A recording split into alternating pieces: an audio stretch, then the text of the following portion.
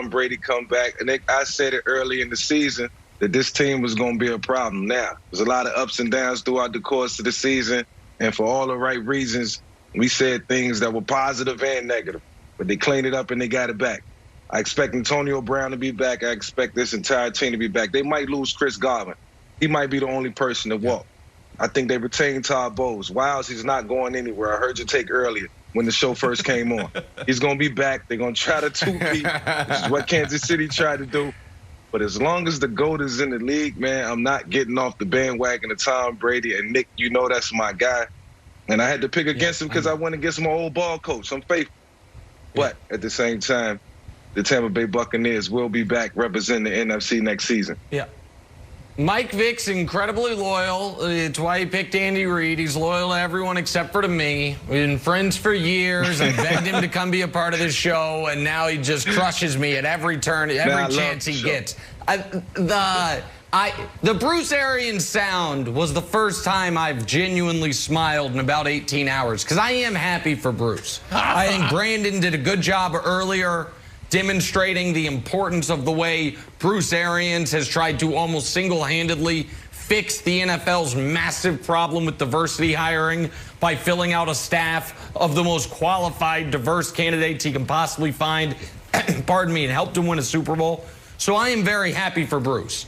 But let's not be prisoners of the moment here. The question is, who do you trust to get back to the Super Bowl next year? What we know about the Chiefs and the AFC is this.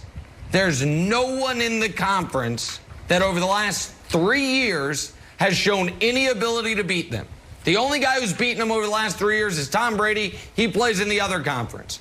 Conversely, the Bucs, while I do expect them to be back, and I think they have an easier path to winning the division because Breeze probably won't be back, the Bucs would have to go through Rodgers again. Russell Wilson, even though they didn't play them in the playoffs this year, again. The Kyler and the Cardinals, if they get it together. The rest of the NFC West. To me, there's a reason, Brandon, the odds are where they are. The Chiefs are, of these two teams, clearly the more likely team to be back in this football game. Now, if they both get back to this football game, could the Chiefs change 31-9 to a win? That's a different question entirely. But get back to the game, the answer is the Chiefs. Nick, run it back, rematch. If they lost Todd Bowles, then I would agree with you that they had the hardest path back. But they have Todd Bowles, which means they have the better defense when it comes to when you're comparing them to the Green Bay Packers, when you're comparing them to the Seattle Seahawks, or any team for that matter. This is a complete team. On the other end, you know, the Chiefs, man, they have no glaring holes. I mean, they really don't. Like, that was, you know, that game last night, I don't think we'll see that again. That was just a legendary performance by Todd Bowles and that defense. So I trust both teams to be back there. And you got to think about the Tampa Bay Bucs, right? The only question mark really is, can you get Shaq Barrett back? Yes, you can. You have the 7th most cap space in the National Football League. You got Tom Brady's age. Well, we've been saying that for the last 10 years. When is he going to be done? One more. So he continues to defy the odds. And then the other thing out there, really, you got to look at, you know, can these guys can develop and even be better? They were drawing up this offense in the back of a high school in the dirt. Wilds. That's how they put this offense together. Right. So now they get another year and they get an off season to develop and build more chemistry. Oh, the Bucs are going to be better. Here's the other thing.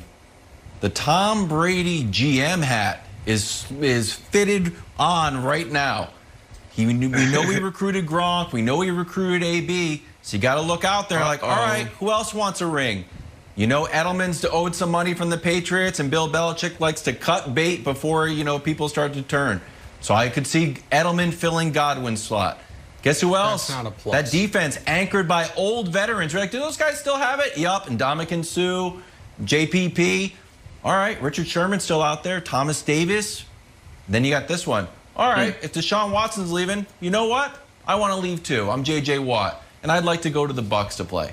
So, Mike, I think that Tom Brady's magnetic force of guys wanting to play is just going to attract more and more guys now that they see this work.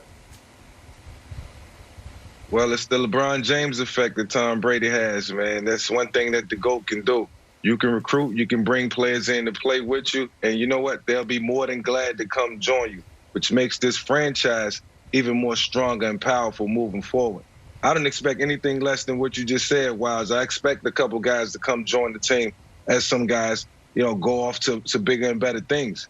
But the Tampa Bay Buccaneers are in a good place and a good space as long as Tom Brady is their quarterback moving forward. They're going to continue to attract free agents to some of the best players in the game, and they're going to be hard to beat moving forward.